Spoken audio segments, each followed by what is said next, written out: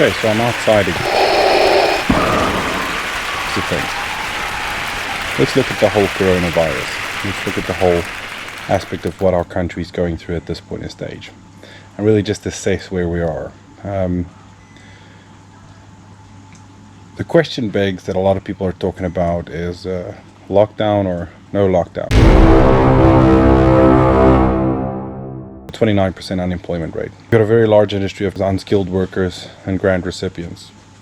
Being on a lockdown is a lot like being on a December holiday, because you've got kids at home and there's people that have a lot of kids. In some instances there's about 6 or 7 people living in a house. We have close density living, especially in the rural areas. Informal settlements are very dense living. It's houses that are on top of each other. You're home the whole time. If you got kids that are more grown up, I mean, they go through bags of chips and snacks. If you've got a bunch of teenagers in the house, that must be ridiculous.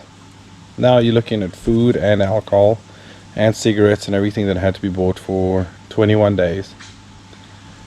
I'm very confident that a lot of people are running out, and they're probably going to be running out in the middle of this week to next week, because not a lot of people are used to this. This is like the equivalent of buying for December's. In December, a lot of people have Christmas bonuses and so on and so forth. The long and the short for me is we're not ready for this, and this is not something that we can do. Adding to this, we've got a lot of people that don't earn income anymore. We've got people that only earn half their salary. Different circumstances and different situations all across South Africa happening right now. It all comes down to a basic fundamental point, I think. There's the short-term gain and the long-term gain. Lockdown will keep us safe for the short term. I don't think we'll ever be ready, even if we slow the curve. I mean, to this extent, there's not even flu packs in hospitals, so right now things are kind of looking weird. People that have to work, people that just earn their income. We've got so many people that's dependent on their work. We don't have a lot of income. We've got people that don't pay people with. There's so much stuff happening. There's so many gears in this little economic equation that a simple lockdown is causing a lot of problems as well. For example, there's a lot of people that will run out of food. Crime will increase. Statistically, domestic violence has already increased.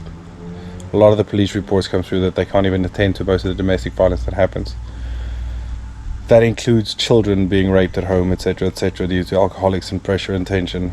It's like a dynamite. There's just a lot of people that don't have money left anymore.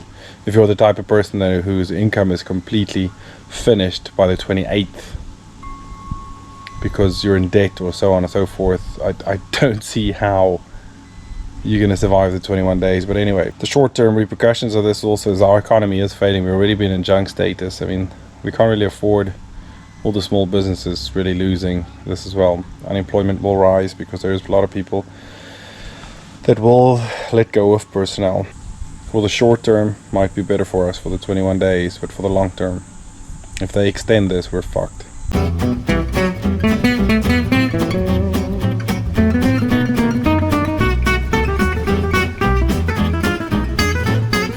But at least people can earn money and they can do their jobs. I think what we can instead do is just work out a way to evolve and adapt our lifestyles, take precautions, keep ourselves clean. We do have a risk that a lot of old people will die. We can quarantine them. But in the long term, if we don't do lockdown, sure, we will have a lot of tragedy. But at least the country and the rest of the people will be fine.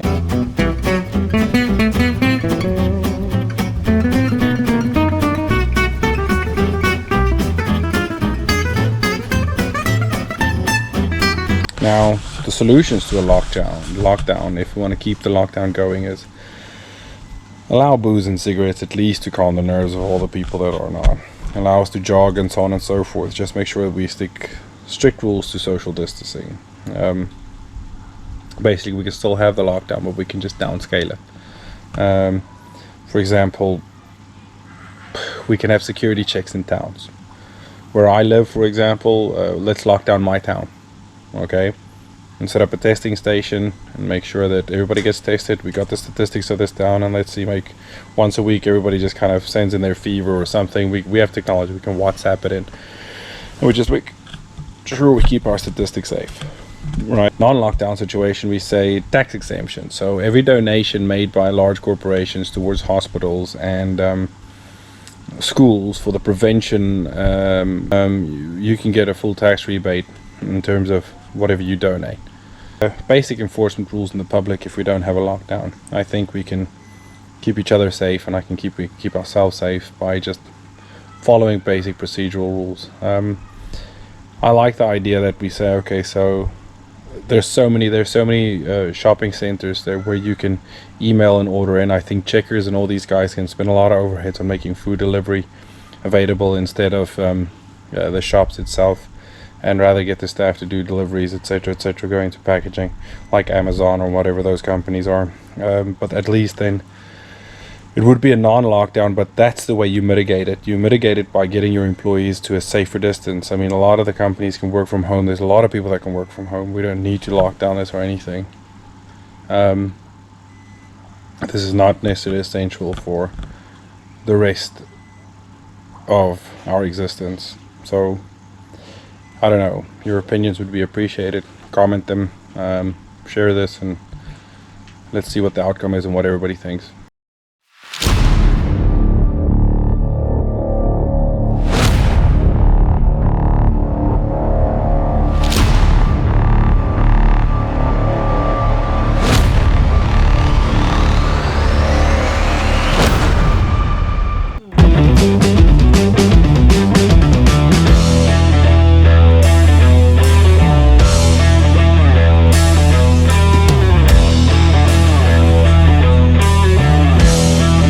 So one of the best ways I think to defrost meat is in hot water.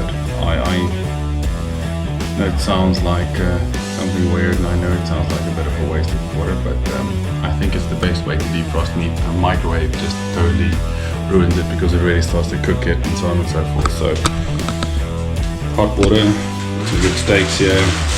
They've been defrosting for a while and they are perfect and ready. So now what we can go on and do, we can go on to spice them.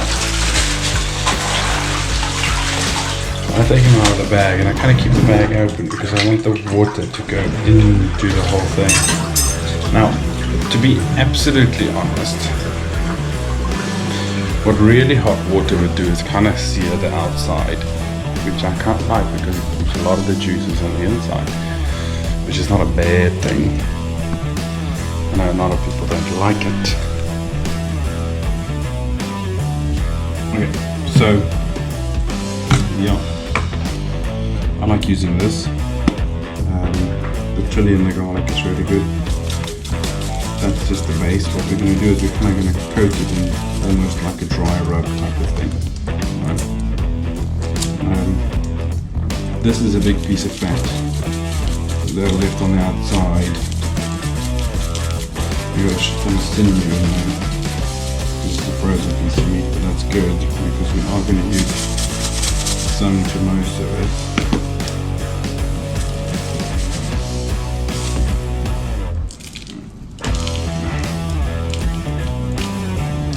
And a bit of a curry as well. So we're going to braai it, but a lot of it is going to go into a curry. So you can wrap all you want.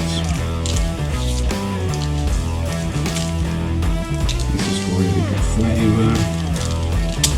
This is BRAAI salt. Everybody knows BRAAI salt in South Africa. We all know BRAAI salts. Your famous BRAAI salts.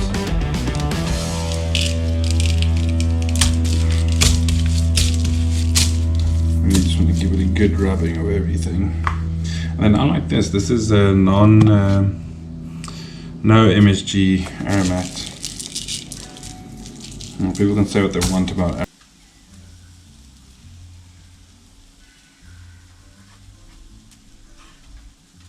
trying to seal it.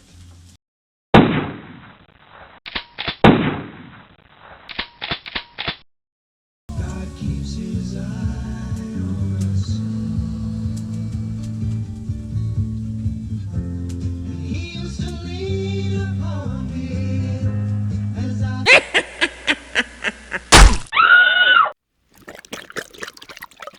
because that's what's known as plunky steak.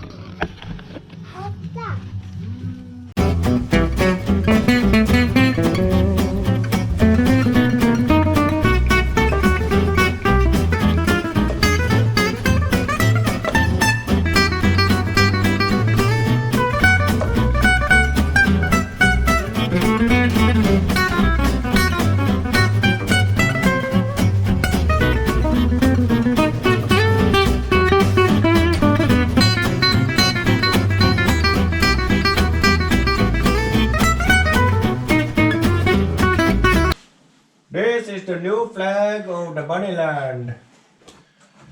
Yay! I do not know where my little girls are. I'm this little doll here and I'm gonna go look for these girls. I'm gonna walk up this mountain and I don't see any girls. Girls! I'm gonna look all down there. There's my girls right there! I found you! I found all the girls!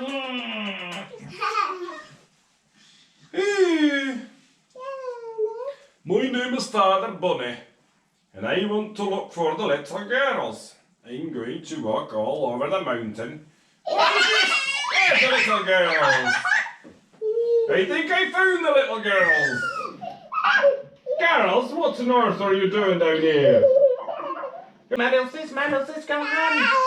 I'm gonna hide with you. Can I hide you? Everybody hide. Come on, everybody hide. Come on, girls. It is time to hide, eh? Donna, are you not going to hide anymore? No, I want hide. Okay, lie down.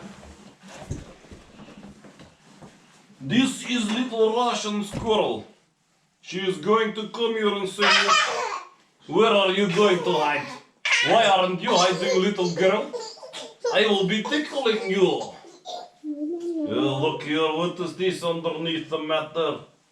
I will find you and I tickle you. I'm going to eat your shoes.